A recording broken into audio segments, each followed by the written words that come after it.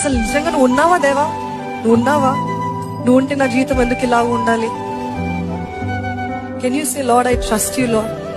నేను నిన్ను నమ్ముతాను ప్రభా. నువ్వు ఏది చేసినా నా జీవితానికి మేలే చేస్తావు అనే నమ్మకం ఉందా? నిన్ను నమ్ముతాను ప్రభా, నీవే నా ఆధారం. నువ్వు నాకు జవాబు ఇచ్చేంత వరకు నేను నిన్ను విడిచిపెట్టను. నా సొంత ప్రయత్నాలు కాదు, నా సొంత శక్తి కాదు, నా సొంత తెలివితేటలు కాదు ప్రభా. But even though I do not see anything, I will keep on hoping.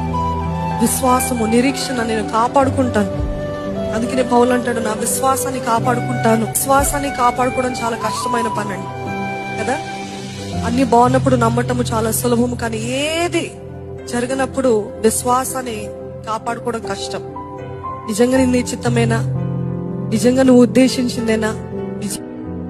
అందుకనే పౌలు భక్తుడు మనకి ఎంతో చక్కటి మాదిరి. ఏంటంటే అన్ని పోరాటాల మధ్యలో, దెబ్బలు, గాయాలు, కొరడాలు, బందీగా ఉంటాము, వీటన్నిటిలో ఆయన విశ్వాసాన్ని పోగొట్టుకోలేదండి. నమ్మిన వారు ఉంటే బిగ్గరగా హల్లెలూయా చెప్తారా?